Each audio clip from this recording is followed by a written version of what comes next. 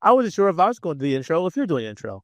I have no idea who's doing anything. It's been such a long time. Actually, you know what? We could leave it up to the Ghost Man to do at this point. He's not here. He's too busy playing Call of Duty. You know what? What is up, everybody? Welcome back to Spectator Mode episode 205. We've been gone for a while. It's busy. Life is kicking our butts. Holidays are coming up soon.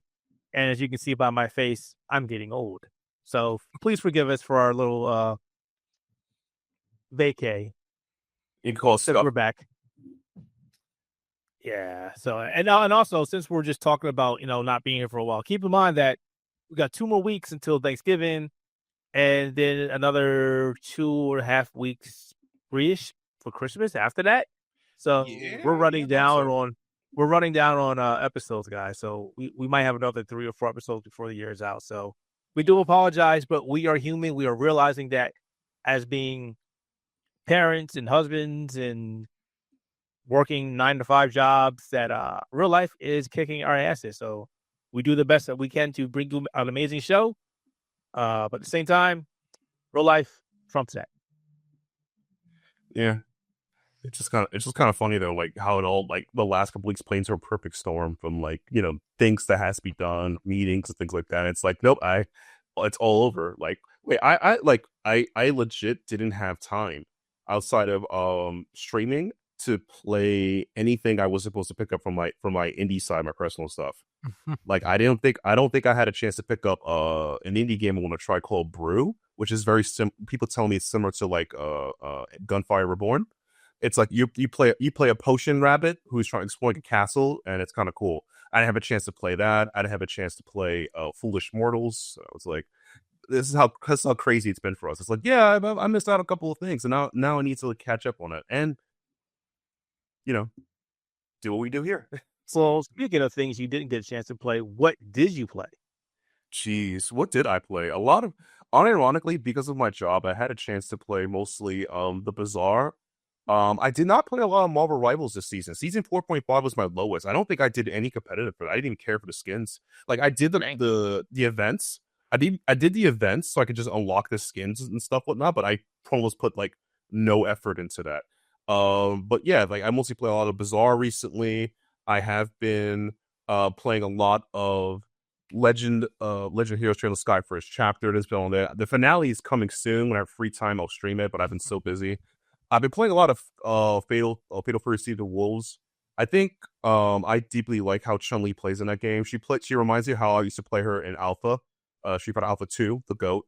And she's not as defensive as she was in Third Strike, but it does feel nice to, like, she can still do counter footsies, so it feels good. I've also played a lot of an indie roguelike card game that's soon to come called Harma. It's okay. It's kind of fun. I liked what it was, and I, like many people, decided to join the 30th anniversary for Akira and buy Finding EX Layer on the cheap sheet again, or at least gift it to people if they don't have it. Because I was gonna say, don't you already have that game? I do, but I gifted it to friends, so I had to play. It's like I played them with it. So I I don't did even a lot know of about that. the game of Skullmania. Skullomania, yeah.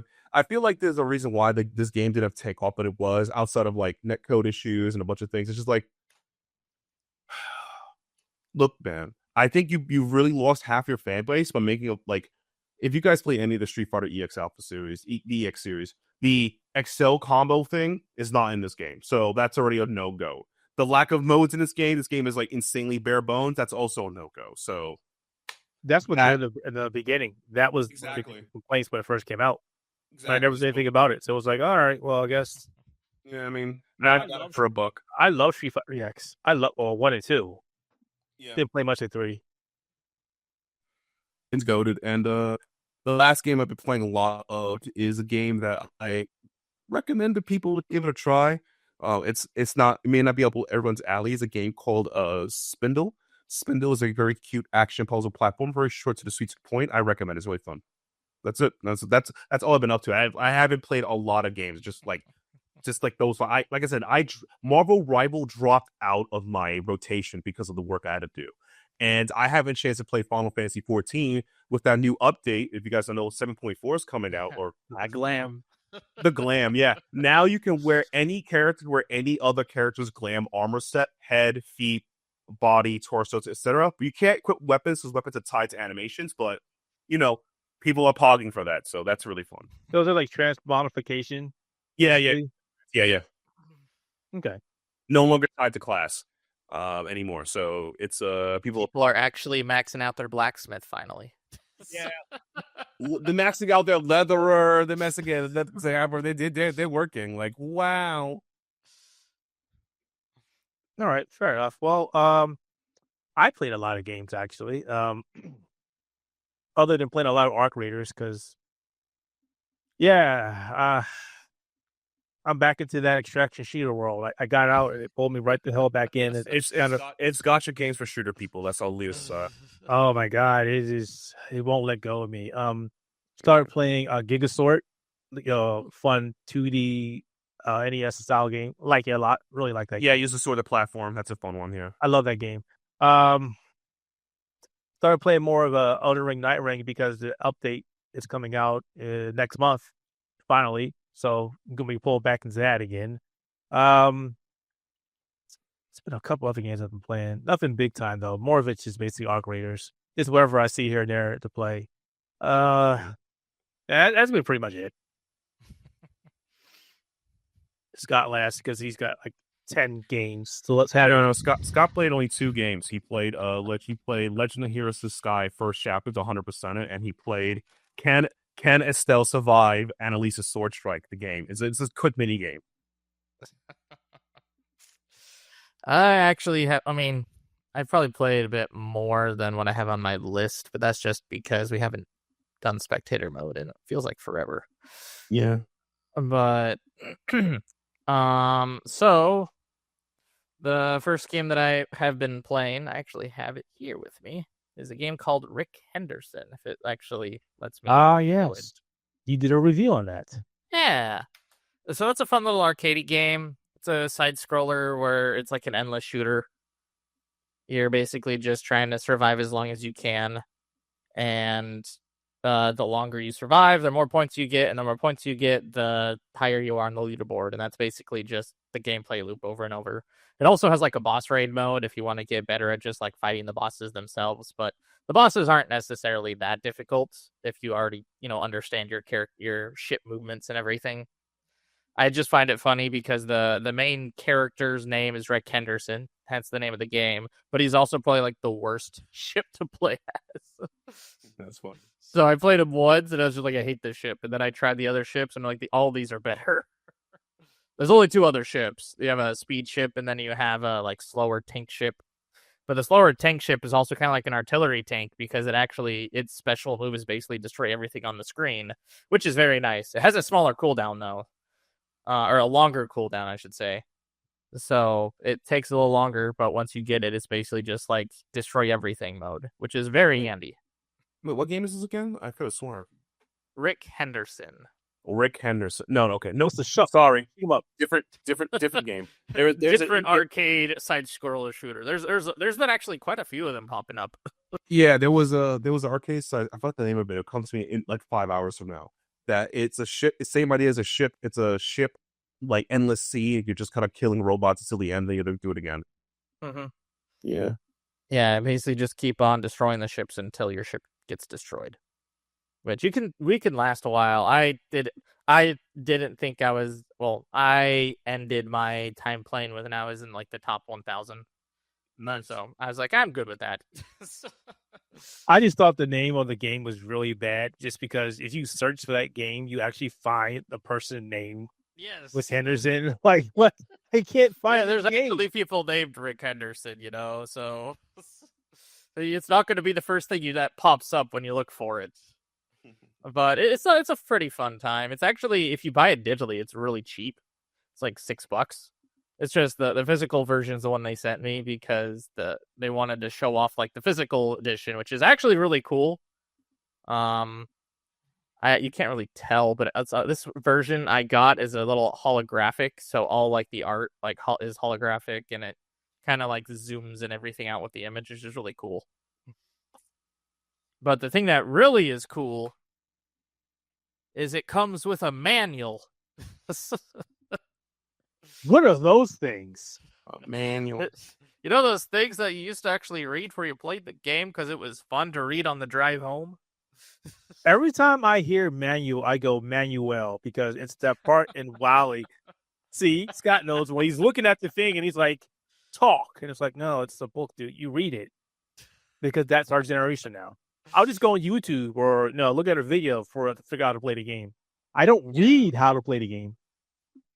Yeah, it actually does have a decent description about the game in the manual. It talks about like the factions that you'll come across. It talks about all 3 of the characters that you can play as and like their strengths and weaknesses, kind of a deal. So it does tell you a decent amount, and it also tells you like a lot about the different weapons you can find.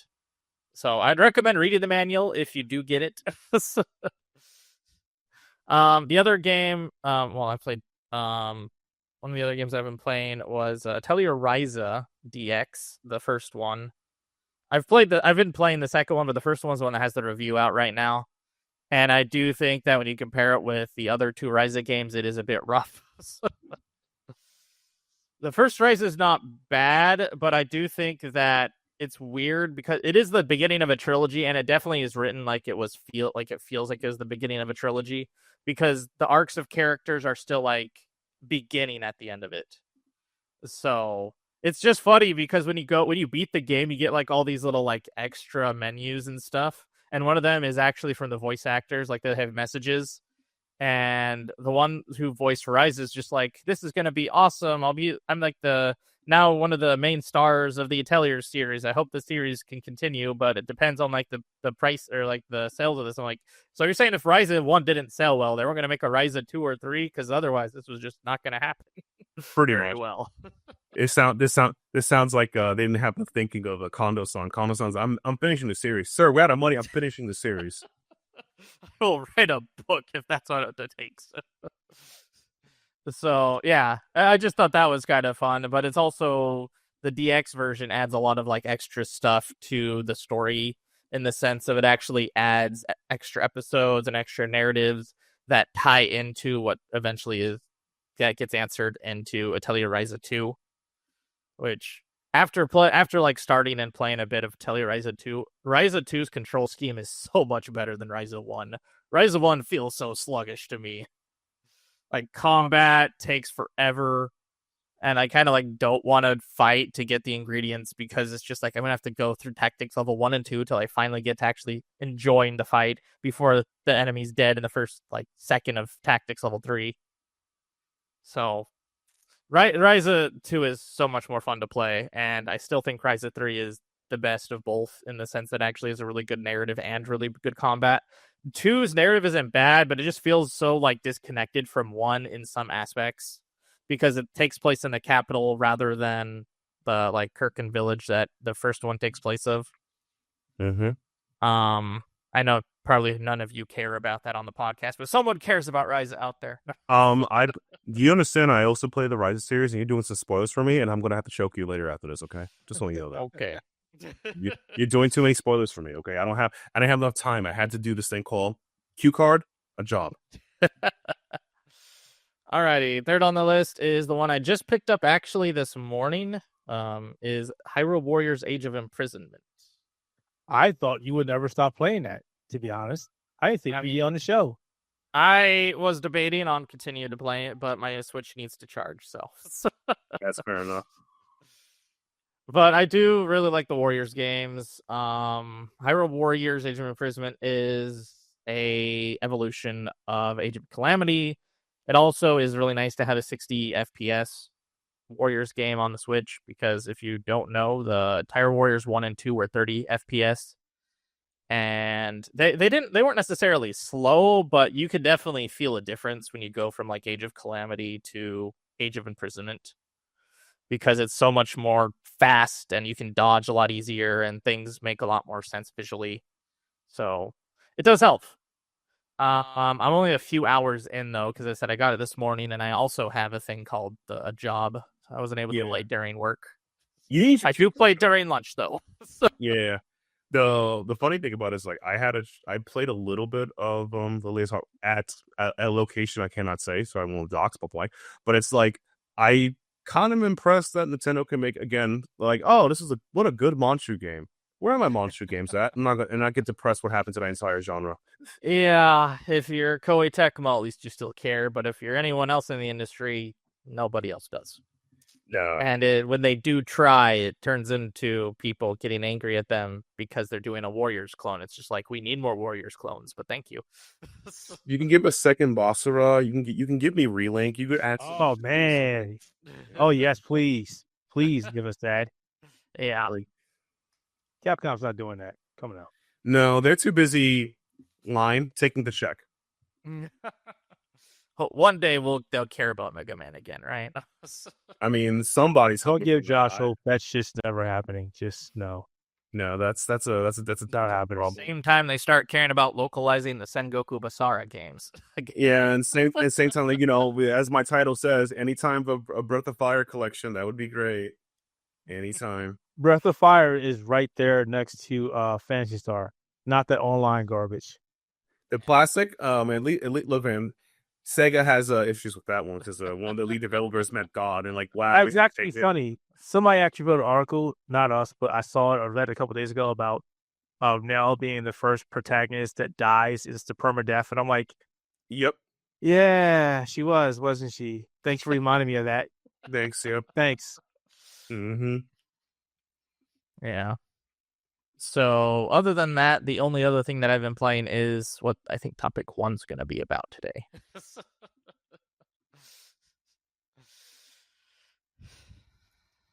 Sounds like a good time. Sounds like we have played all the video games. Well, actually, one more video games that we played. I think somebody traveled for that, right? Yes. Oh yeah, Scott went on an adventure. He went on an adventure, and he was like, "I'm never coming back." But guess what? He had to come back anyway. So what did you do? Alrighty. So for those of you who follow what the articles that I write, a lot of the stuff that I've written in the past have been different gacha games or stuff like that. And one of the ones called Arknights Endfield sent us a request asking if we would probably want to try coming over and trying out the beta test that they were going to be putting out at the end of the month. And when Keith asked me, I instantly said yes. Tell them I say yes. So I actually told the person, I was like, I'm pretty sure he's going to say yes, but I'm just going to ask him first. Yeah, so they actually were very kind. They actually flew me out on their coin, so I didn't have to actually pay for tickets or lodging or anything. But essentially, I went to LA for 3 days. The first day I got there was pretty early. The flight they got me on was a 10 a.m. flight, and I got there at noon because my flight, when you go from Portland to Los Angeles, it isn't that far. But it was really quick. I'm sorry. I'm just thinking about something that is coming up in the near future for me. It's not going to be as short. The one that takes you to Nevada? No. No, I got one that's coming up in the future. I can't really say much about this. Take me to LA. Gotcha. 6-hour flight, guys. Yeah. Only 3 movies you can watch. No. That's at least a good. You could 100% Hades 2 within that time flight if you're good enough. I'm not saying I've done it, but The problem with me in playing games on a plane is I start and then I go, I don't feel like want to keep playing it on the plane.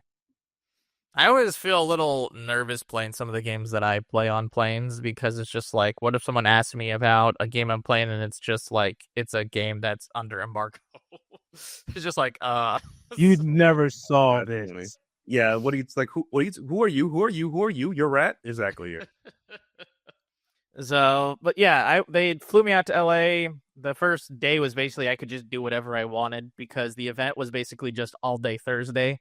So I was there Wednesday, and I basically just went out shopping and started walking around the little terrace area because the hotel they had me stay out was literally on the marina ports, which was awesome because I got to see all the fancy yachts and shipping or fishing boats that are just giant. So I was able to walk around and check out some of the views that way. I also noticed that there was a lot, and I mean a lot of really fancy restaurants that I probably would never go for myself. Ah, But that's just because I have a very, as my wife would say, a very bad taste when it comes to food because I have a really bad palate and sense of I like grease. Well, that's not good for you, Scott. I know it's not good for me, but I can't really say I'm sorry. like I'll leave it as this. I visited Scott in IRL and I seen the house he was in. The man has a love for chalky milk and sody pop. That's all I have to say. Yeah, I'll leave it as that. Yeah. So, I went to actually one of the fancy restaurants Wednesday night, which was called like the Warehouse Restaurant, and I got one of their like really fancy fish and chips, which was like halibut, and like they asked me for like they had like 3 different types of fries I could chose for their chips option, and so I just chose like the skinny fries because I didn't want to have something too meaty because most of the meat was going to be on the fish. Right. So it was really good. Like I was really well cooked halibut. And halibut's always probably one of my favorite fish to eat, so it was also really good. Because I always feel like salmon is too stringy. Yeah, it is. It's a bit like it's not that it's stringy. It's just like I'm gonna bust out some facts here. So yeah, restaurant level salmon, they cut a lot of the fat and trim it so it looks smaller on purpose, so you get like less of it compared to like an actual cut. If you buy it, like if you go to a proper fish market, you buy salmon steak or salmon by pound, you realize what you're getting versus what they serve at a restaurant. They are skimming you. Let's just leave it at that. Yeah, you are. Because it's about the presentation, not about the food. Send that to a Caribbean man, please. But it's a presentation, please. It's on the plate. That's all. That's a presentation enough. This is why I love summer. I go to the market, I go buy the steaks, I go buy my fish, I cook it myself, and I'm happy. Yeah. So Thursday hits. I wake up and I was debating with myself for a long time. So they gave us a voucher for free breakfast every day at the hotel. And I was debating using it because after breakfast was basically they were hosting a luncheon buffet before the actual event. I didn't want to feel like the odd man out because I ate breakfast and then went to not eat lunch at a lunch buffet. So I didn't actually eat breakfast on Thursday. So I showed up and actually ate like the lunch buffet just to realize that I was like the only one who did that. Everyone else went to breakfast. That's terrible. I was the only one eating the lunch buffet. I was like, I felt kind of bad because they had a lot of food there for the lunch buffet. But I was out there eating because they had like 3 different types of salads. They had a bunch of different types of chicken and a bunch of different, like a ton of different breads. Like there was so much types of versions of breads. It was insane. You're gonna make me bread hungry here as a Frenchman. So I'm like, So I literally got one of every single piece of bread, had some of the salad, had some of the meat, and like 2 of the different chickens that were there. And my favorite one was they had like a lemon roasted marinated chicken, which is very tender, very tasty. And it was really well done. So, that was what we did before we actually got into the room. But it was fun because you got to also like look at the outlets that were there and some of the different press. And you also noticed that they had like name tags, and the name tags were color coordinated. They had the name tags for PR. They had name tags for developers, those who are developers from Hypergriff. Which, by the way, they're actually quite a good chunk of like a bunch of the development team from Hypergriff at this event. And then they had ones for press and content creators. wow. It was fun to be able to, because a lot of like the lunch buffet, I went around, just talked to some of the smaller outlets that were there because everyone else, I mean, there was a lot of, like there's some pretty big outlets, and I always have the whole insecurity thing when it comes to talking with people from like IGN or GameSpot or things like that. I know I shouldn't because it's just like I do like basically the same thing as they do. I'm surprised to say like you sold out the dream. I was gonna do that. No, that's something I would not do. But I don't know. That must have been cool. And then I'm just picturing like all the cool kids eating. Actually, I've reviewed this small indie game I've never heard of. It's called Seance at Black Manor. Like, wait, and it's like, does it get serious? Play point click adventure games? Like, I'm surprised they didn't do that on them. Like, excuse me. I know we had people who cared about point and click adventure games. There's a lot of, I mean, there were a lot of people there for phone games. Exactly. That's yeah. They probably at best you probably got them playing visual novels at best. I did talk about trails a bit, but I noticed not a lot of As people... expected, yeah. As is expected, yeah. There was a lot of discussions we had of the industry too. A lot of people are worried about the Bethesda direction and stuff like that. Actually, Todd Howard is sinking everything. We just like at this point, we just accept it. Like it's just what it is. Elder Scrolls 6 is it won't come out till 2036. Yeah, it's a video game. That's why We're still hoping for that game to come out anytime during our lifetime. Just no, I don't think I genuinely believe like once you know the history of Bethesda and things happen and the rise of Todd Howard, you realize it ain't happening. Yeah. He's gonna be like, well, so Fallout did amazing on Amazon Prime. We're just gonna keep doing this now. Yeah, We'll just do TV series and just keep outsourcing other people. yeah. I mean, it can work if you outsource it to the right people. The problem is you have to find the right people. Anyways, after all the luncheon and everything, we then got into like a presentation room where we had like a mini discussion of like, what is Arknights? What is Arknights Endfield? What's the connection? Why is it important that this connection is here? And then we had like the main producer of the game and the lead designer of the game show up for like a Q&A segment with one of the hosts. And the host was doing a lot of different questions, asking about like their experience on the game, asking about like their experience with like the original Arknights and what transitioned them to Endfield. And it turned into a fun little discussion as well. We had a lot of answers that I basically went over on the write-up, if you check that out, where basically they talked a lot about like the struggles they had of moving from a 2D like game to a 3D game, and they weren't sure how that was all going to work, so they decided to not work fully on it until they got everybody on board that was working on it. Right, but can you confirm like why they're after the gacha rates are the way they are? Like, can you tell them like, can you just make my rates better? Can you try telling them that? I mean, they have a decent pity system for Arknights Endfield. One that is actually really good. I want after every roll I get a legendary. I need super pity. You're just asking for like the 40% UR rates. No. Whoa. That's a little too much. I'm shooting for 100%, okay? Okay. So after that, they actually brought in Starset, a band who does a lot of like the music for the different like trailers that Arknights Endfield does. They did a song called Brave New World that's already out, and then they did a song that we can't talk about. No, God. That won't be revealed until the actual game or closer to the launch of the game. I don't know if it's going to be when the game comes out or if it's going to be like one of the hype launch trailers of the game. So we won't hear about what that song is until early 2026-ish. And then they had a small little segment of Starset explaining their relationship with the Hypergriff team and how they've been working together, because one of the, I think it was the lead designer, was talking to Starset because he's a huge fan of Starset, and they were in like the same like concert for a bit, and he was just talking about like his plans for a bigger version of Arknights and the scope and the scale he had at it, because apparently Starset is already like Arknights fans. So when he was talking about it, they were very impressed with Enfield's conception and the scope and the ambition that he had for this game.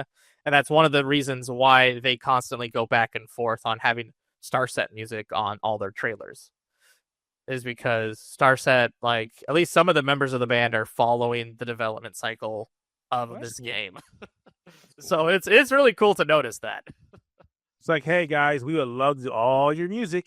Just keep making a game and let us know. Yeah. They were like, I was like a win-win.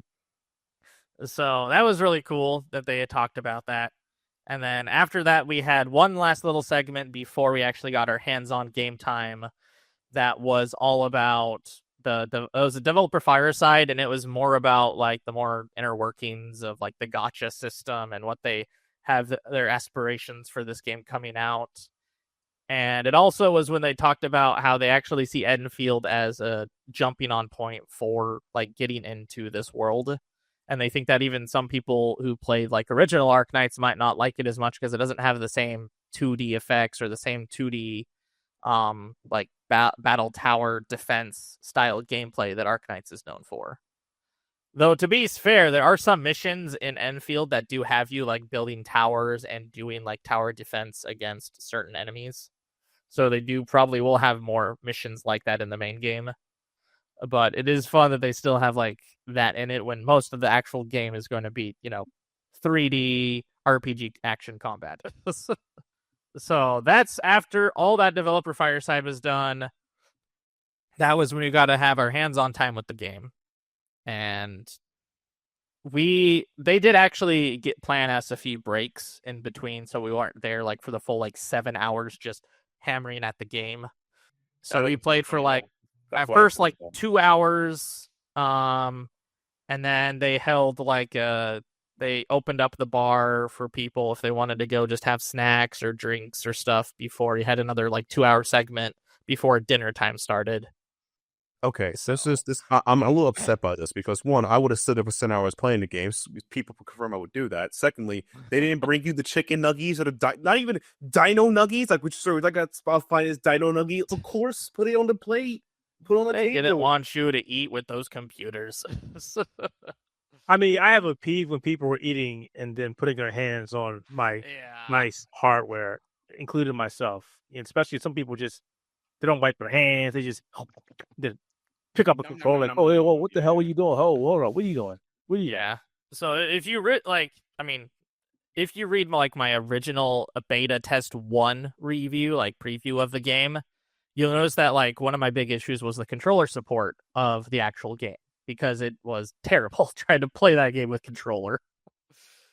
So I was really skeptical of this beta test and seeing how things would improve until I noticed that with every game station, there was also a controller next to it you could play with.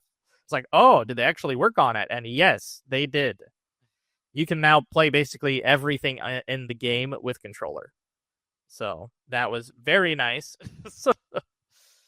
They also did a big rework of like the UI and the stamina system and how things look on screen, which does make it look a lot better. They have a lot more quality and texture in the models and the textures of like the foliage, everything that you see in the game, like the buildings, the structures look a lot better and more refined. I even like noticed like some of the zippers even still had a little more shine on them. Like I don't know how this is, but I know that like I can see differences a lot better. Like when you like see like more a matte zipper versus like a shiny zipper, like those that have like model metallic textures. So it was really cool to see like that kind of upgrade still hit. Like it wasn't just like a small upgrade. They did a lot of refinement and tuning and making this like the best that they possibly can.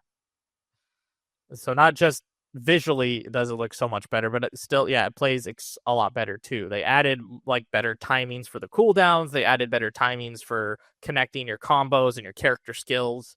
So it's a lot more dynamic. It's a lot more.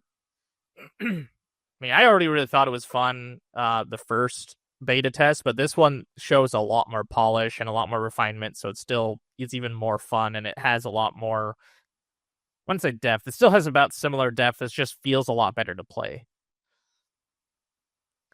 So I even got to test out the new region that's going to be in beta test 2, which is called the Wuling City, because I asked about it, and they had a account that basically starts you right before the Wuling City segments.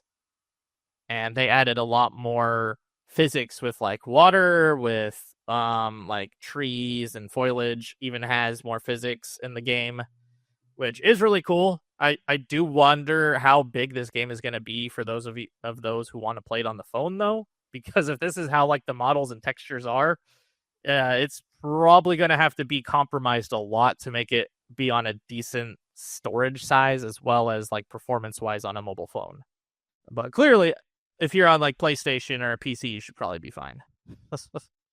So after I got a lot of time playing, we also had then the dinner. The dinner was another like buffet style thing where they had a bunch of different like meats and salads and things you could choose from. But I will note they did not have every single type of bread like lunch did.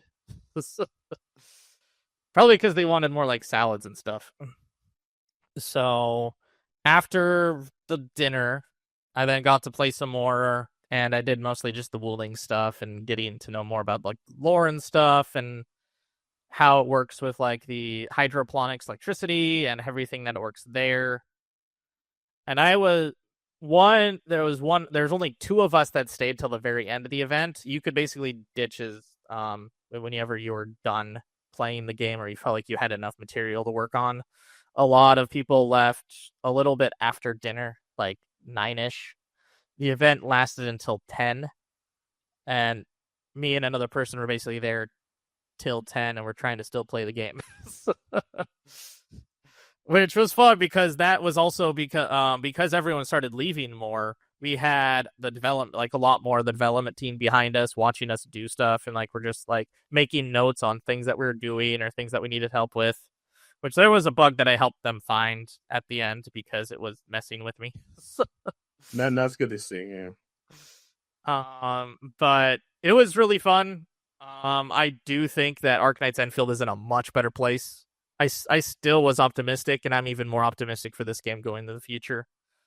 And I now understand why they wanted to show this off as they did. Because I also noticed that a lot of like the people who are there from like the different outlets of the different press, there's only like maybe 3 of us who actually played any of the other tests besides this one. So everyone else, this was kind of like brand new to them.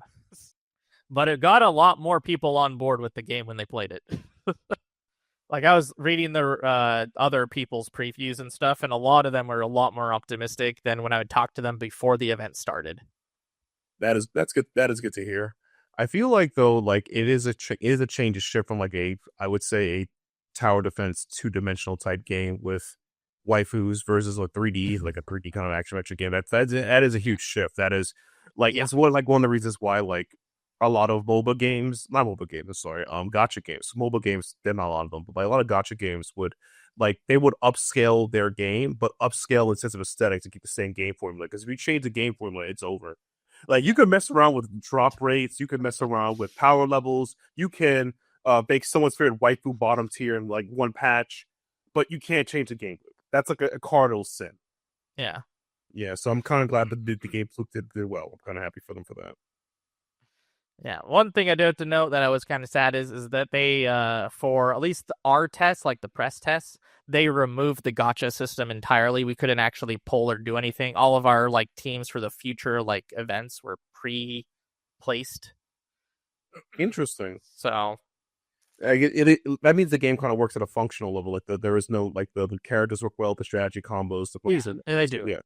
Yeah. So one thing that was one of the things that they mentioned in the developer fireside is they wanted to make it so that the game itself could be played with all the characters you are given rather than having to focus on like the meta banner. Right. So you can make things easier on yourself by giving into the power creep of the gacha characters, or you could just play the game as intended with all the free to play characters, basically. Right, and then get laughed at by the community because I'm taking a bazillion herbs or something. That can happen. You can get a lot of potions a lot of potions in this game, so that is helpful. That is good to know. Yeah, that is indeed good to know. So it was a really good event. I really had a lot of fun. The only bad side of this event was trying to come back home because that was the day that most of the flights got canceled thanks to our fun government system. Let's not talk about that, sir. Let's not talk about government. Not a big fan of the government, huh? Not when I decides to shut it down when I'm in California and needing to go somewhere. Yeah. So it was funny because so Friday I had to leave and my plane was at like 10 in the morning. So I got there at like 8:30 because I didn't want to get there at a good enough time because the LA airport is terrible. Fair. And I got there just to be told that like the tickets for the plane that I was going on was canceled because the plane itself wasn't going to fly because the pilot wasn't there and the conductor wasn't there. So they put me on another plane, but it didn't leave till like 2. So I was there from like 9:30 a.m. till like 2, just chilling. 6.5 hours essentially. Yeah. I did actually write a lot of my preview during that time, which was helpful. Oh my god. But it was unfortunate. And then I finally got on the plane, but it didn't take me to Portland. It took me to Seattle. Oh god. So I had to go from Seattle to Portland, which is like a 20-minute flight. Oh my gosh. But I had to wait at the Seattle airport from like, it was like 4:30 to 7, because 7 was when it left. That's funny. So I was there for another like 2.5 hours, and then just realized that a lot of the people on that Seattle to Portland flight were from other canceled flights from other locations. Oh my god. Trying to get to Portland. So that was fun. So then I finally got home and just realized that like there was a bunch of planes in that same regard. So when I got home, or when I got to Portland, there was just like a cascading amount of people waiting for like Ubers or going home. Yeah, So it was kind of insane. You know, the worst part is I can picture like, I don't know if you use Uber. We just checked. Like you can see like when prices get congested or rating whatever, they just jack up the price. True story. Last year, a couple months ago, I was dead tired from work. I know, tired. And I got an Uber, and I fell asleep at the wheel. I fell asleep, and I clicked confirm. Just like it was raining really bad where I'm at, and it cost me $200 to go from the city to where my house was because it was congested from rain. I had to fight that with all my body, and then like it was the most painful thing ever. They didn't expect me to be vindictive, but it is what it is. Yeah, it's funny because I got home later than my wife got home from work, and she works till late most days. Oh my god! Even though I thought I was gonna be home like at like 3, it's just letting me do whatever. But no, not home till like 10:30. No, you man, you're really making me not want to take this flight. Look, man, Well, the government is back up and functional-ish. Functional. Yeah, it's a government. Never had to be functional since Taco took over. Look, man, it's a government, all right? You got to be a big fan of the government. Well, it's not currently shut down, which means people are getting paid who work in the government. Exactly, meaning that, the government is a government. I'm happy about the government. I love the government. One may say I am the government. That sounds like something he would say. It's exactly. No. That's look. I've seen enough of the man's mannerisms to a point that I actually could, like, if you casually say it in conversation, like, "Are you crazy?" Yeah. I did say it. But overall, the event was fun. I had a blast. A lot of great times. I wouldn't say a lot of connections. I did talk to a lot of people, but I only made like connections with some of them. Mainly because I noticed that my business cards I brought with me were all like screwed in half because I put them in a bad place on my wallet. Oh no, bro! This is. I don't know if you know my tech. This is why I actually have two techs: the rubber band box technique, and I actually use a spare. I use a spare rich wallet or just metal case wallet. I have a spare that to hold my business cards. Yeah, I usually have the Trails Through Daybreak business card holder that I usually use, but my problem is it's still somewhere in a box. Here's the problem with that. You told me Van Arknight would hire you, but not an accountant. Are you serious? He doesn't need an accountant. He has computers for that. Computers and small children he wants to kill, apparently. God. It's not my fault. All these small children decide to hire themselves for him, and he can't say no for some reason. So. Yeah, especially one of them just sits like, your car sucks, and which might lead to him go. Look, I'm not trying to say this, but I think he might kill that child, particularly him. He's going to die. Everyone's safe, but you in particular. You in particular might be killed. Yeah, like he might let you die. Yeah. God. Yeah, for those who don't know, we're talking about, if not the GOAT, Aaron Way, the GOAT. Yeah. Like he, every chance he gets, like he puts himself further and further to get killed. If this was a stealth, he would have been evaporated. If it was stealth, he would have been dead. Estelle without Joshua, because Joshua did save Olivier. Remember that? Like, wow, she threw true. a brute. Excuse me. If Joshua wasn't there to help Olivier, he might have been dead on their second encounter. Exactly. Yeah. Exactly. So it's like, without Joshua, you would have died. With Joshua, you just been, probably in pain. Just knocked out on the ground cold. Yeah. Oh God. Good times, but great series. I'm halfway through Daybreak 1, and I gotta say, I love Calabar. Calabar's my second favorite region, next to Crossbell. Next to Crossbell, because Crossbell mentioned. I think Crossbell's probably been in the most games, oddly enough, because it's been in the Cold Steel series too. I know, no, it's like the thing now. Know what it is? It's like I feel like every time Crossbell is mentioned, I have a meme when I stream. I let you hear. I just shout Crossbell mentioned. Like Crossbell mentioned. Like I mentioned it. Oh my God. God, if I was rich enough, I'd actually would pay an animator to every time I put it as a button and I hit it on my Steam Deck and my stream deck, where you'll see Lloyd jumping over a barrier. Crossbell mentioned, jump over a barrier. That would be fantastic. It's one of those. I may be secretive if I win the lottery, but there will be signs. Yeah, exactly. Yeah. It's a great. Oh my God! But glad you had a good time over there, though. To me, when it comes to gacha games, I don't play a lot of them. Most of the ones that keep up now just because of good lore, like Grand Blue Fantasy has. Yeah, Grand Blue has good lore. I can't play the games because those drop rates will make me go bankrupt. Yeah, no, those Arknights suck. Yeah, it's not FGO bad. FGO is like, I can't believe they get away up to. Is on like a league of its own in terms of terrible rates, and they get by because they have premium banners. Their free banners though are garbage. Oh my, premium banner. Yeah, those are premiums. My ass. Yeah, call that a premium.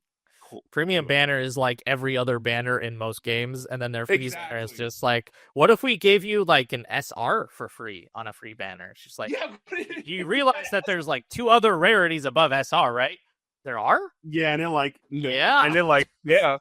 Like it's that meme of like you probably seen a Jack Nicholson and he's like nodding away like is smiling. This other like, nah buddy, this is it. SR, like you guys hate you. God dang it, man. And speaking of things we hate, I heard that we all hate Call of Duty. Oh, that's just me. But apparently Black Ops 7 Taco Bell quesadilla AI invention video game has failed in the basic gaming design where you just can't pause the game. Unironically, the key issue is this dog shit of a video game. Just play Battlefield. Is that when you play the single player, pause don't work. Like you have to hide in the corner, you have to take a pee pee poo poo, and then hope you don't get killed by an enemy when you come back. Great game design. Or insert anything. Cat on fire, wife needs you, somebody breaking your house, whatever. You cannot pause the game. Obviously, you can't pause the game multiplayer, but single player campaign, you cannot pause the game.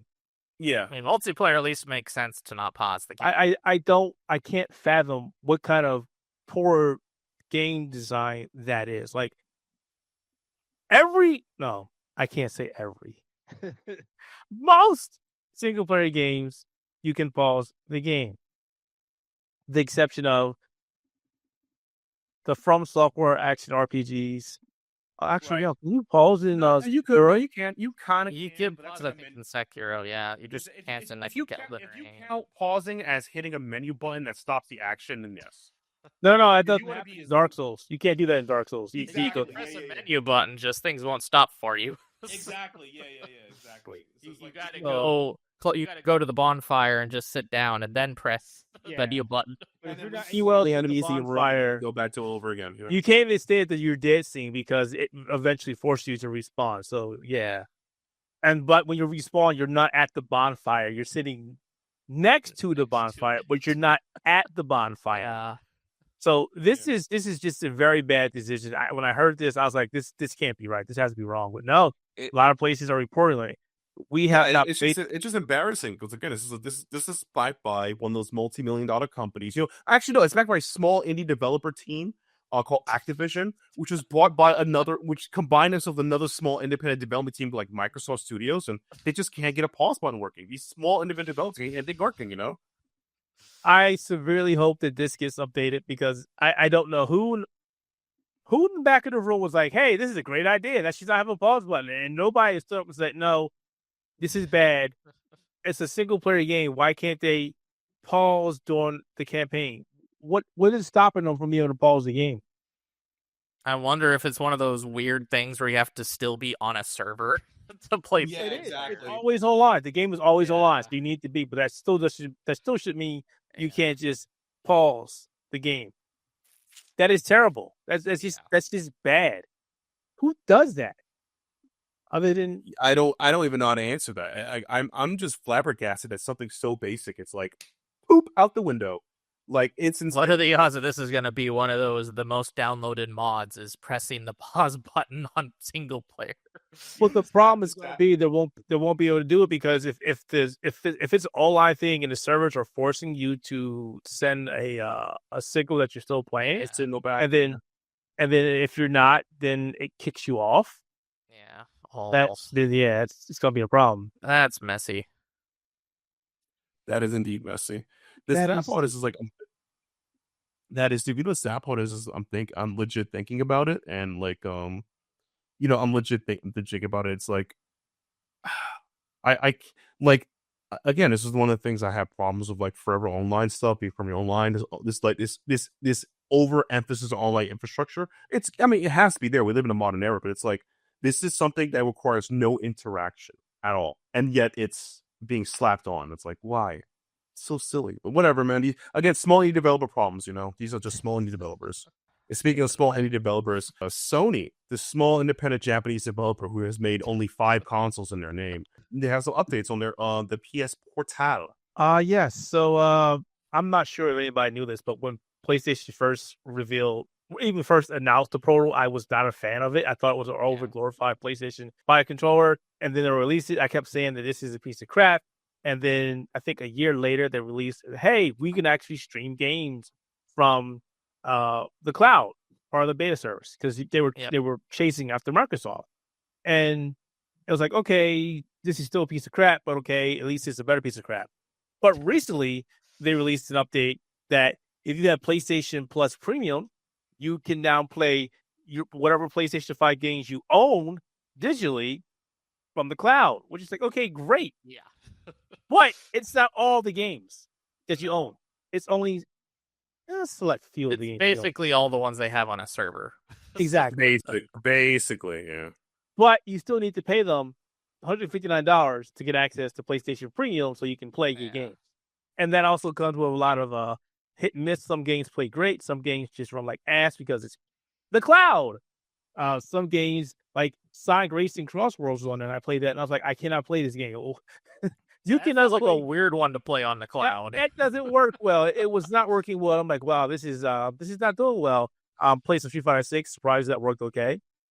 Played some what was it, Resident Evil Village, and that played like shit. And I was like, well, you would think that would have played a little better, but it didn't. Played Astrobot just fine. Astrobot played fine. So I played a bunch of games just going back and forth. Now, the reason why I started doing this is because there was a person, I'm not going to mention what outlet they're from. They were like, hey, this plays better than the Steam Deck. This is better than the Steam Deck now. And I'm like, oh my God. I saw no. I'm not going to blow it up. I saw that on my Blue Sky because someone posted over there, and I had to confirm it's real when I found the original post. A part of me legitimately sipped my coffee. I alt-tabbed my computer, put my computer to sleep mode, and went back to typing because I would have murdered somebody. I was in a murderous rage of how unironically dumb that sounded. I know what you're talking about. I'm not even gonna. Oh my God! I'm not one of those people that likes to go after people, but when they're wrong, I have to go say, no, this is a dumbass thing. And the problem is there are so many people out there that are saying the same thing, and I'm like, no, it's nowhere near close to a Steam Deck. No. For all, even though I keep saying the Steam Deck is now one of the weaker handheld systems out there, I still say it's still one of the best. It's a great starting point for anybody to get into the game. And if you don't care about power and you just want to jump and play games, Steam Deck is perfect for you. Perfect. Yeah, perfect. If you're like those of us who play indies a lot, Steam Deck is perfect. It's a perfect machine. And even though it's one of the best handheld device out there, bar none. But when you start comparing it to a device that if you don't pay for a service and you don't have access to online, then you can't do shit with it. Like, literally, you can do nothing with it. You can't even connect to your own PlayStation 5. You can't do anything. How is it better? You have to look at everything that it does. Okay, the only thing the Portal has over the Steam Deck is it has a better screen. No, I'm sorry. No, it doesn't have a better screen. It has a bigger screen because OLED cooks his ass. But That's fair. it's just, there's a lot of people out there that are going, yeah, this is good now. This is better now. And I'm like, no, stop. Please stop saying it. I understand you want to see better load on you. Was like, I saw that I legit, again, I closed my computer. I'm going to sleep mode with just typing. I was like, you know what? I'm not going to scroll the internet after my call. I had enough internet for the day. Exactly. I stewed on that for like a couple of days. I was like, man, it really pissed me off when I did a video. I did a video twice. You did, yeah. I just Oh, saw geez, you I really know. did. I saw this on a YouTube channel. Check it out. Like, yeah, I The was like, first one was yeah, it was, the first one was PG, yeah, 18. It was not, no. It would have got demonetized. It would have got, no. So I had to redo it again with a little more PG talk.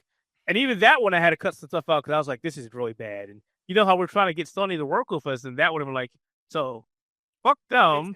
no, you want to get Sony and work with us? It's like, It was, how to put this. People were saying things that were so outlandish, like you had to like, does Wayne Brady have to choke someone? Have you seen Dave Chappelle, the choke? Does Wayne Brady, like, I can't believe you said this. Like, it is so stupid. It passes like difference of opinion. That's for me. There's difference of opinion. There's just straight stupidity. And once you've seen it enough times, like, no. We're not doing this. Absolutely no. What I said in my article was there's a difference in opinion, like you said, and then there's fact. Fact. Portal is not better than the Steam Deck. There's no if and hold whatsoever. You cannot. not even like a conversation starter. Like, It's not you even. can hear. Oh, no. Can you play this offline? No. Okay, then Steam Deck automatically wins. Do I have to pay to play my Steam Deck? No. Okay, look, it already went. Just have to buy the games. You don't have to buy the games. People just give you games. You can play the demo. You can play the demo games or demos. So, I mean, you can play the free-to-play games. You can't do anything in a Portal. And I'm not saying that the Portal is a bad device, but it is what it is. It's an over-glorified PlayStation 5 controller. And the only reason I still have mine is because I was going to sell it, and then Keith was like, no, Dad, let's go play with it. And then he tried it a couple times, and he was like, How to put this? It's an accessory that, in my opinion, this is not insult. If you buy any accessory or something to enhance anything, right? And it's supposed to have equal value as time goes on. We're talking math terms here. So the PlayStation Portal decreases time goes on in value. A Steam Deck increases time go value because, it's a Steam Deck. Like games you get, games you can play, etc. as a functional stuff like that. The PlayStation Portal is like, cool, there's a mini screen, I guess. See you later. I mean, It's a the only value real of time thing go. no. good for a second screen. The Someone value to use the diminished. TV. The value diminished the moment you purchased it. Well, that's sunk cost. I'm talking diminishing values. It diminishes time. Like that's sunk cost. At that point, you're like, I'm not. It's like you buy a car and you drive it off the line. It was a $50,000 car. Now it's only worth $30,000. Yeah, exactly. It's seriously gone. Yeah.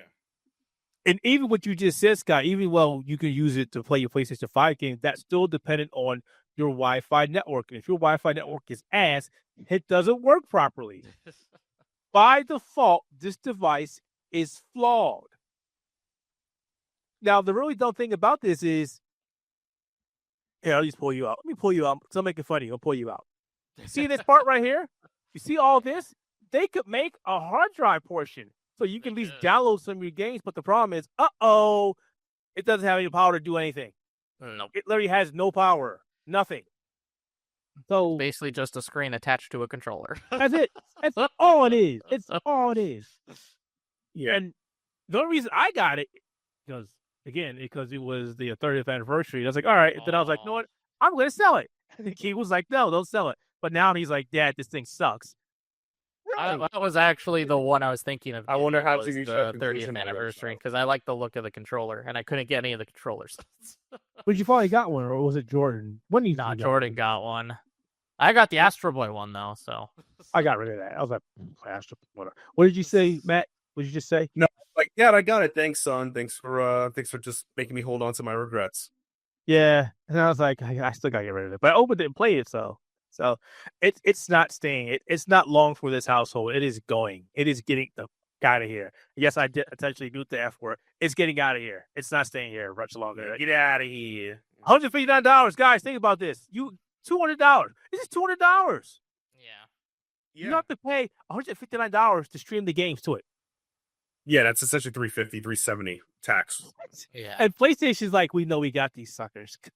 They're gonna pay $159 to play games on a $200 device, and they're gonna keep it for at least 2 years.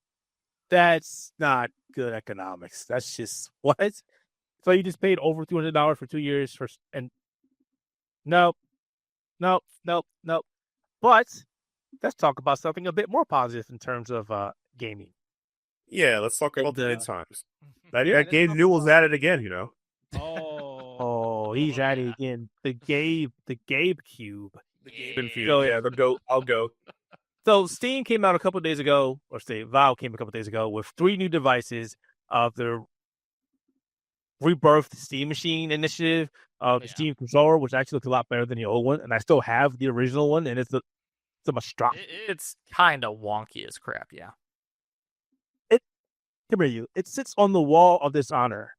This is shit. Yeah. You can't use it. No any keypad. That's a terrible controller for fighting. Terrible controller. This is terrible controller. Terrible. The new one puts it to shame, and it has symmetrical joysticks. It looks like a DualShock or DualSense. And then the Steam Frame, which I'm looking forward to because it's a new VR headset. And Valve had an amazing headset with the Index, but it was just too expensive. Yep. But now that Meta has been basically taking over the entire VR headset game, I think Valve wants to get back into it and probably make it a little bit cheaper. We hope. Everything that I heard about that's what a lot of people are saying. A lot of people are saying that like the Steam Machine was like a big macro play to force the market to be cheaper because now Microsoft has to pay attention to people. But it's like you give it too much credit to Microsoft. They're not that smart. They made a video game about a pause button, so So let's stop the way. But I'm going to focus on the Steam Machine because that's the thing I'm more excited about. Yes. So 2013 to 2015, Valve had this Steam Machine initiative where they would work with various manufacturers and they would make PCs and they would install SteamOS on it, and it failed. It felt hard. It felt very hard. It was terrible. SteamOS at that point was so rough. Yeah. It wasn't that good. It was so bad that even Alienware's like second version of the Steam Machine they just put Windows like 7 on it. Yeah. And it sold for a while. What was it Area 51 or something? Yeah, it sold like for a while. And since then, small form factor PCs or SFFs have been pretty much, I don't want to say taking over the PC gaming space, but a lot of enthusiasts have been going gaga on making small form factor machines. I even wanted to make. I had one before, but they're getting smaller and smaller. They are. I was debating on making one myself. I mean, there's even other companies like Zotac who makes GPUs, and other main PCs are making one. I think other companies are making them as well. But what Valve is doing is they obviously turned it into a giant companion cube. Yes. And the hardware looks pretty decent for what they're saying. They're saying it's going to be 6 times as powerful as a Steam Deck. It's going to be able to do 4K 6 frames per second with FSR. But that's the caveat right there with FSR. So if you're playing a game that doesn't support FSR, and there are a lot of them out there. There are. FSR is not the more popular option. No, when it comes to PC games. It's DLSS, and then it's actually Intel XeSS, which is actually better, or at least it was better than FSR 3. Don't know much about 4 because I don't have access to a GPU, AMD GPU. The stuff that I've seen of 4 is it is a lot better than 3, but that's because 3 was really rough. But this new Steam Machine looks very interesting, and I've been watching the various YouTube videos and articles about it. And everybody who's checked it out is very excited for it, as well as the enthusiasts in the PC gaming space, and as also are some console players or outlets, because they're like, hey, look, you can get this machine, you can put it in your office, put it in your living room, and turn it on and play your Steam games. And that's what Valve is going for. This is what Microsoft should have been doing. Instead of making all these dumb decisions, make a device that you put right into your living room. They're saying they want to go PC only, right? Or get to that point. Valve beat you to it. Yeah. And that would have been what the Series S was. You kind of beat what I've already said earlier, but people believe that. Like, I don't believe that. I think that just like the Steam Deck, the Steam machine is just very, very controlled for its controlled audience. Valve has made tons and tons of products before that are just, in my opinion, niche. Even their games are niche. I mean, how many people are covering Deadlock? Deadlock has been early alpha, beta, so like, I don't know, a yearish now. And people play like occasionally, but that game, and when you play Deadlock is not in like your typical hero shooter. It's kind of like a MOBA hybrid. And they don't really care about the numbers go up or down. People play it, just made the game. So it's like Valve has always been like to be their own drum. Games they make, products they make, even their storefront that people copy, blah, blah. So it's like, it feels like Valve is in this like position like, oh, the Steam machine is going to be like the face of the rest of the game world. No, it's not. Because it's like people either going to copy it and fail, which I expect them to do. And this is only going to work for people who just kind of want this. I think it's a really interesting idea. But if you have a computer, it's the way to go. It's a nice accessory. I still think it's, I don't know, based on its alleged price points, it does sound a bit pricey. But hey, you get what you get. Well, let's not talk about the price point right now. Let's just talk about the idea of this going into a living room, because this is what Valve is counting on. They've made Steam OS a lot better than what it was before. We've seen it on the Steam Deck. We've seen it. Some people have installed it on PCs, and it's being installed on other handheld devices. So it is doing a lot better than what Microsoft has done with Windows 8, Windows 10, Windows 11, and this Windows 11 full screen experience dog shit that they have. It's garbage. Yeah. It is garbage. I don't care what you guys think out there. It is not very good. So imagine just getting access to a cube, not a console, it's a PC, but Steam OS, and it functions as close as a console does. But you're playing PC games. Yeah. Likely predominantly games that need to use a controller, which is fine.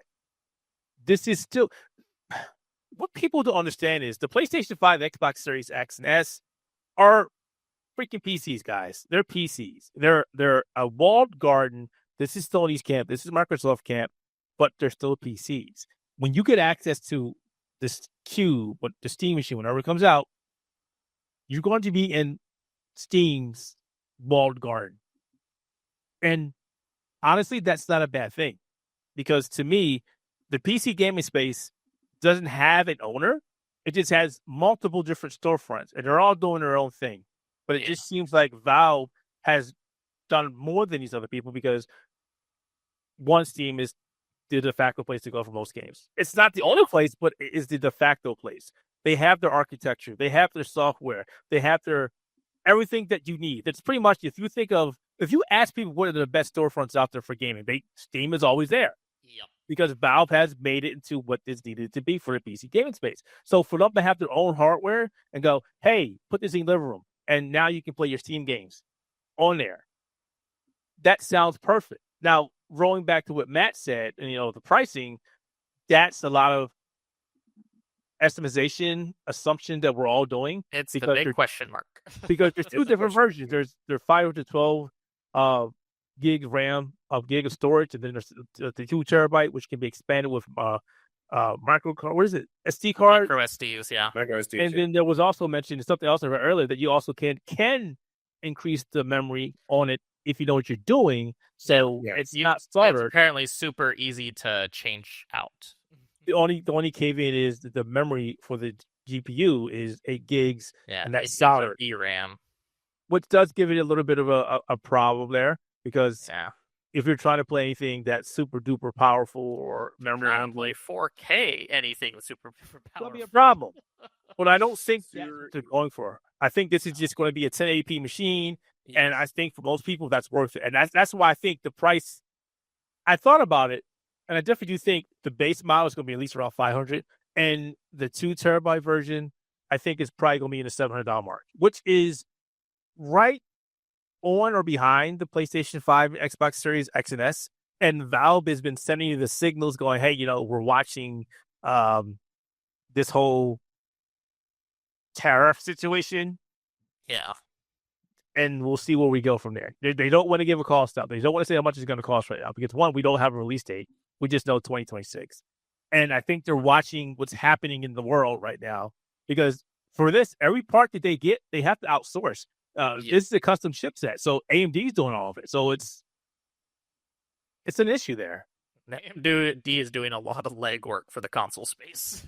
When NVIDIA was like, we're done. We're not going back to the conflict. It was literally it. It was like AMD is... They opened the floodgates. They opened the floodgates. And this is why I'm like, yeah, you know what? Maybe, I'll shoot my shot here. Maybe NVIDIA deserves to go a little bankruptcy. Maybe they deserve a little bad times. I don't know. Like, you just gave up an entire market just because? That was smart. Well, I don't want to be the defender of NVIDIA. Because God knows they don't need it. No, but they have a lot of defenders in the space. They also don't need. They don't need consoles. They do. No. The thing is that like, they gave up a space. Their market share has decreased. This is an action they deserve happening to them. I'm not going to pretend this was like some kind of masterful plan. Like, no, I think you did something really stupid. And you kind of know that happened. That's just it. It's a good thing for AMD because they definitely need it because this is what's keeping them and this is what keeping them up and running. Because if they didn't have this, they'd be screwed. They would definitely be screwed. I mean, they wouldn't have made it to get to the good CPUs that we have from them. And there might be some funky stuff happening in the future because I know that this is not a technology show, but NVIDIA and Intel are going to be working together because NVIDIA wants to use Intel's fab factories, but it's like, do you want to work together and we could do something great? Nah. Yeah, Nintendo Switch 3 is going to be amazing. No? Yeah, exactly. Switch, yeah. I mean, something's going to help Intel because Intel is founder and they're like, oof. Yeah, Intel's had a big rough spots thanks to their last few generations of CPUs and GPUs. But hopefully this does help them, at least in that regard. But yeah, I'm super excited for this. I am super excited. Price aside, we got handhelds that are $1,000. We got handhelds that are above $1,000. Yeah. So you got the Legion Go 2. You get the Legion Go 2. You've got the Claw. N9 Neo.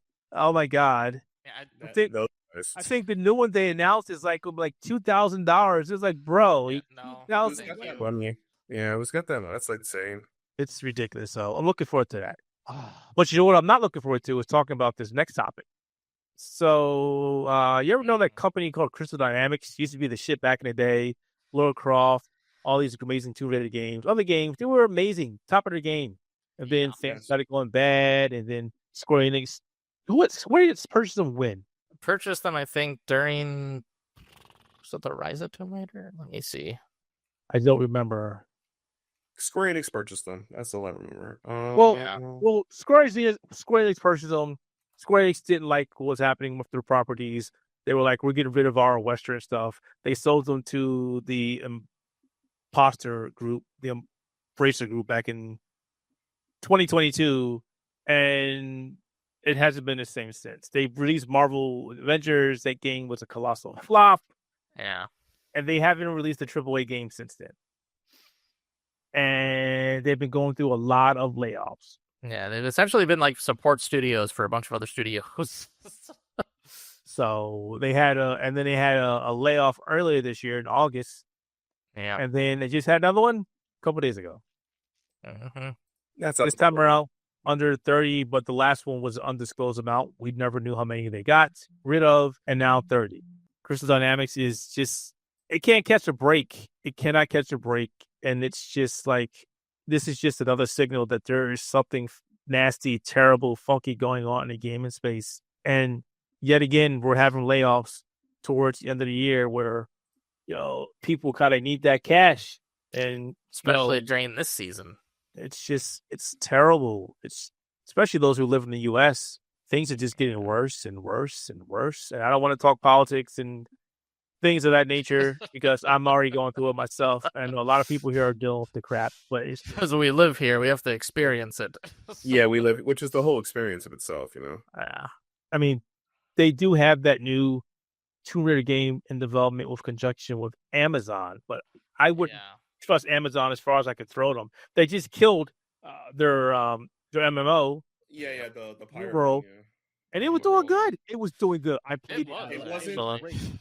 No. It was very good. It was doing well. Not well enough for them. The thing is that we need to stop saying it was doing well. It wasn't doing well for me. Why? Because these people have such insane markers for what success is. I start to believe you people are just crazy. I'm sorry. I'm sorry. 20 million users a day is bad. You know what? I wish you the best. You know what? You're so smart. So smart. Look at that. I sure Babylon Fall wish they had that number. Just those numbers. Jesus. It's just ridiculous that their expectations on what sells in this climate. And you got to think about the fact that is not the only game that people play. And you've got people out there who play multiple MMOs, and I'm like, you people are crazy. It's serious. Yeah. On top of other games, on top of having to work, on top of having to go to school. And sorry if all these people aren't out playing your game every freaking day. But that's as well as again, like even if you people play your game, you run out of content's being made. Like there's always a dry spell in between content cycles. Like I said, I haven't played Final Fantasy 14 since I want to say 3-4 months, and 7.4 is coming up. I'm like, okay, I can play 7.4 because they're making the glam content I want. That's about it. The last time I played is when I think it was 7.3 when they added a new PvP map, and that was it. It's like this happens. This is normal, but again, these people are morons. So I feel bad for Crystal Dynamics. I really hope the people who got laid off are able to find work in the space, or maybe just get the hell out of space completely. Because it seems like that's what's happening. As we keep saying, when these companies keep laying off people and laying off people and laying off people, where are all these people going to go? There's going to be a surplus of artists, of designers, of Q&A. And where are they going to go? Oh, we just laid off 500 people. We just laid off 1,000 people. We just laid off 50,000 people. Where are you all going to go? The worst part is they don't know either. They don't know either. No. That's and the whole thing. There was a conversation on Blue Sky that I participated in, and I agree 100%. And I keep saying this. Every time these companies have these layoffs, yet again, it's the C-suiters that are never touched. The CFOs, the CEOs, the people at the top never get touched. No. The worst part about it is that, a perfect example, you take away from gaming, right? You guys remember a couple of months ago that Chipotle, people were hating Chipotle because they were just skipping people food, and this was ordered from the top down. Remember that debacle? Chipotle just being skipping their food. This is how I know you don't go outside. Scott, you know about this, right? Chipotle. The Chipotle issue. Yeah, the Chipotle thing, So, Chipotle had a scandal, at least for several months, that they were just skipping people on ordered portions. And people were filming them to confirm the portions because they're getting less and less food, right? This was an order from their manager top down, particularly people in the C-suite. This order came from their top CEO at the time. That CEO was so dumb and so bad that he got fired. And guess where he's working at now? Starbucks. Starbucks is not having all those worker strikes because he decided to not pay wages and then not make any of the improvement better for the workers. C-suite guys. He messed up an entire corporation back to back. I like that record. I'll get back to that for the record. And he still keeps his job. Yeah, it makes sense. That's all I have to say. That's the perfect example I'm talking about. C-suite bullshit. It's like, you fumbled the bag, and yet you keep your job. All right, we're cooked as a society. I think that CEOs and CFOs and all of these higher ups just always forget that a lot of their products are made by these people they're firing. Exactly, yeah. And that's the thing. And nothing ever happens to these people. They just move on up. They get you get a different job. Like I said, the CEO of Chipotle is now the CEO of Starbucks. I'm like, how did you get hired? You just tanked one of the largest fast casual dinings there is.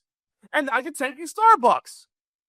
I got nothing to say about that one. I there's a situation that's insane, right? There's a situation that I know about directly, or I know a person in the hire worked at a company, was one of the directors at a company, and let some bad stuff happen.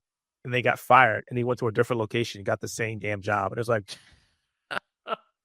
what? Did you not check their past records? I know when we go to a job, they're like, oh, Keith what's a dick at this company? We're not going to hire him here. But apparently, when you're upper class or upper management, oh, they let 100 this happen. Let's hire them. I know it's great. No, and that to me is the problem with the C-suite, the business class arrangements that like these people have done. Let's be honest, colossal screw ups in ways of many they should never. And like you think you're hired again, you look it up. They got a job elsewhere. Sometimes doing the same screw up but worse elsewhere. So it's like to me, it's like the people who at Crystal Dynamics. I personally do feel bad they got laid off. And I know Square Enix going through some layoffs as well, blah, blah, blah. And the whole thing, it's like, I feel bad that people got laid off. But the people who got laid off aren't the people who are decision makers. And that's the part that pisses me off. Is like, the decision makers keep their job. Are you serious? They keep their job. Not the guy who ordered to make this bad game. Or the guy who decided to crunch the employees to oblivion. This is the guy who keeps his job. This guy. The guy who made the bad decision multiple times. Okay. All right. I'll see you guys next time. I can't wait to these guys mess up another gaming company. Oh wait, why don't you just go get a job at Microsoft? You can mess them up. Who cares at this point? They have enough people trying to mess themselves up inside. They do. We should spread it around. Put them at let's see. Ubisoft. Is Ubisoft doing bad now? I don't know. Yes and no. No, they're doing bad. That's not even coded. They're doing bad. They're doing bad in the sense that they had to stop their financials, but they also did sell quite a bit with their games recently, at least. That's fantastic. You love to see it. Oh my god. But yeah, man, speaking of things to get your hands on, because like these C-suite guys, you want to get your hands on and shake them. You stupid idiot, what are you doing? Apparently, PlayStation's getting their hands on the mobile gaming. They're going to start selling me Crash Bandicoot, play the little Crash Bandicoot. That's what the kids love, right? Yeah, so over the past few days, we've got announcements from PlayStation for a new Ratchet & Clank mobile game, as well as a Horizon mobile game.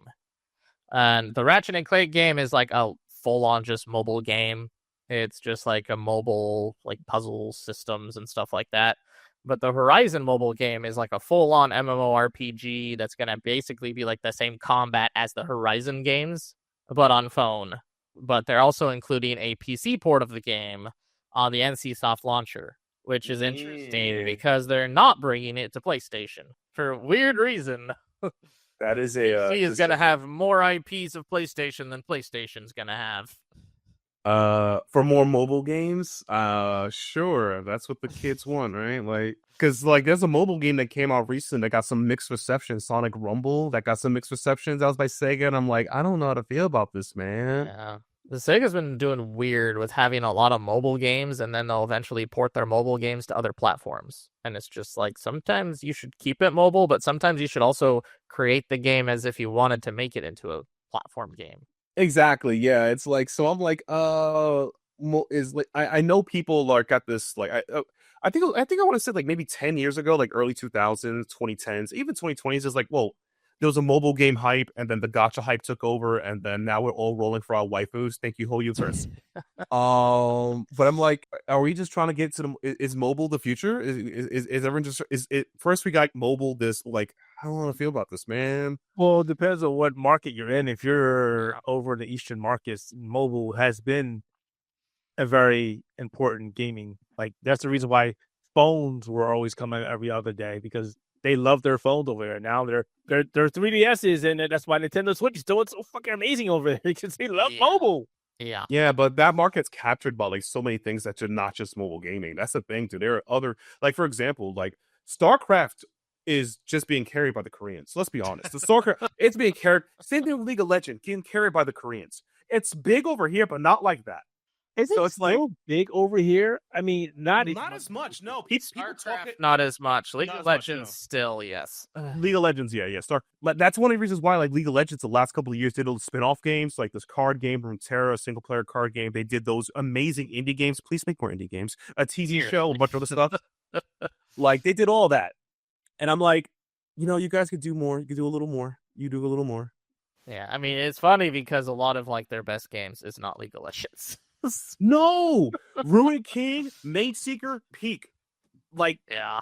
Residence, godlike. Like God, like you don't have to make a stupid mobile game. Make the good stuff, man. It is what it is. Don't understand why people still love League of Legends as much as they do, but I also think it's one of the sunken cost fallacy thing where they have put so much time and energy into their account that they just can't get off it. Oh, 100%. I got off that shit when it started getting super toxic. I'm out. Yeah, no, I agree. I agree with that energy. You play that? No, nah, I'm done. Screw you, pal. I'm done. No more jungle for me, man. No more jungle. I'm out. Yeah. I definitely agree with that. But I do think it's like Sony getting into the mobile space gaming, and it's like out of the big three, it's just big me energy. Out of the big three people who started to make mobile games, like Nintendo had some success here and there. They had Pokemon Go to the polls, that was really cool. They had the Fire Emblem game, which after 2 months of playing it, I hated it because I've realized this is less strategy and more gotcha. Screw you, I'm not gonna get into that. And that was a 2 successful one. I think I had a Mario Kart mobile game, but that was end up being a scam. You had to roll for fuel. That was the time of success. Sony had little success. I know that Microsoft, as they are small independent corporations, bought like Zynga and a bunch of other. I'm sorry, partner. They didn't buy them. They bought them. They bought Zynga, a bunch of the mobile people. They bought Pop Games, I believe, to like put their names so you have a face in the mobile game market. And Sony's been the last to get into that. So I'm just scratching my head. It's just don't even get involved in it. I personally think no, but hey, money's money. The interesting thing about the whole statement of this is Sony first getting involved. This is only when PlayStation's first getting involved. Sony has actually a multitude of games in the mobile market. Like FGO is published solely by Sony. Oh, all this time I thought it was made by Satan. So a lot of the Crunchyroll games were helped published by Sony, and that's also one of the reasons why I think Sony also bought Crunchyroll and all that whole thing.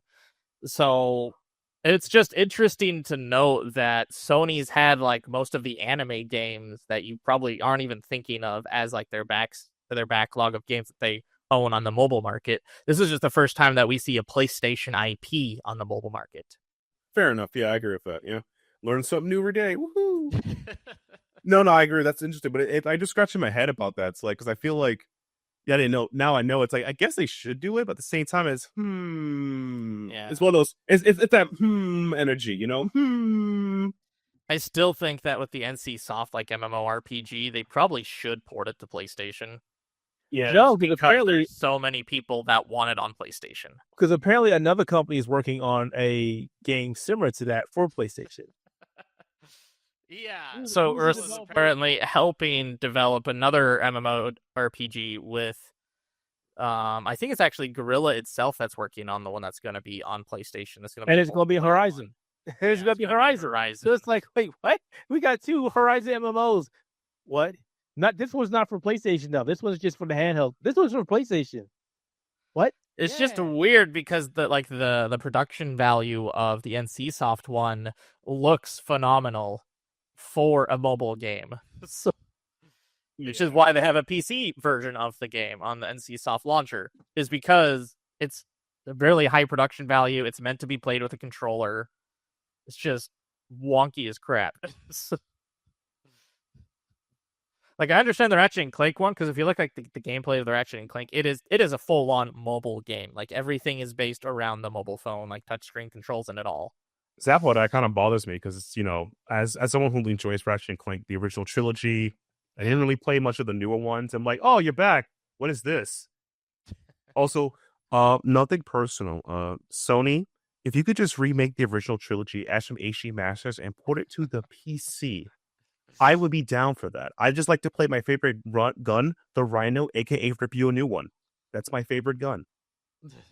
My favorite gun. Just put that over. But yeah, go mobile. Why not? Sure.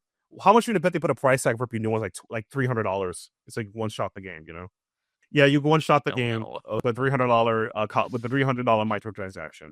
That sounds about right. Oh, let's not talk about microtransactions, please. Let's not talk. No. I joke, but I mean this. Like, if I was making a Ratchet & Clank mobile game, I would add microtransactions tied to the guns you could buy or unlock or upgrades to the gun. Look, I'm going full evil here. Okay, this is full evil mode. All right, this is if you're going evil, but PlayStation do what PlayStation would do. Speaking of PlayStation is going to do, we got to do, right? So you want to wrap this up so we can all continue living our lives as, read this line here, married to our lives. We'll talk about Spotify after that. Where else? Oh, of course, Apple.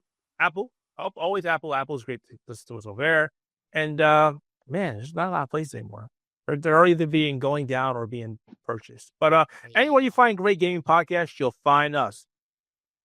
Anything you want to add there, buddy? No, I just appreciate you guys following. Play Trails games. Yeah, play Trails games. And always remember that no matter how hard you want to try, just look inside yourself. Joshua is a princess. Joshua Bright is indeed a princess. You can say that full-heartedly. Right, Scott? Yep. Yes. Oh, one thing I did forget, guys. So the Indie Game Awards 2025 is going to take place December 18th, 2025. It will be hosted on YouTube by 6-1 Indie, and it will basically feature 21 different awards, including Game of the Year, Best Debut Game, and a bunch of other. 3:30 p.m. Pacific Time, 6:30 p.m. Eastern Time. And we're one of the judges. The Outerhaven will be helping judge indie games for the year, so definitely check that out. We'll have more information about that on the website, so be sure to check that out. Sorry, I forgot that. That was what I was forgetting, old hair and everything. Totally forgot that. Get them off. Nah, that's all right, man. But yeah, be sure to check that out. And be sure again to follow us on all social medias. Be sure to check out Spectator Mode Podcast on anywhere you can hear our podcasts on. We also have it on YouTube, everywhere, Spotify. Check it out where you can. Buzzsprout. Go check it out where you can. And this is the Outerhaven team signing out. This is myself, Gitsilius, Keith, and Scott. Wish you guys have a great rest of your day, evening, noon, or night. See you guys in the future.